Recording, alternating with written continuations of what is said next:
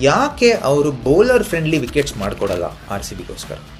Is it the batting unit, the leadership unit? ಅವ್ರ ಬೌಲಿಂಗ್ನ ಎಷ್ಟು ಸ್ಟ್ರೆಂಥನ್ ಮಾಡಿದ್ರೂ ಒಂದು ವಿಷಯ ಆರ್ ಸಿ ಬಿಗೆ ಏನಕ್ಕೆ ಅರ್ಥ ಆಗ್ತಾ ಇಲ್ಲ ಅಂತ ನನಗೆ ಅರ್ಥ ಆಗ್ತಾ ಇಲ್ಲ.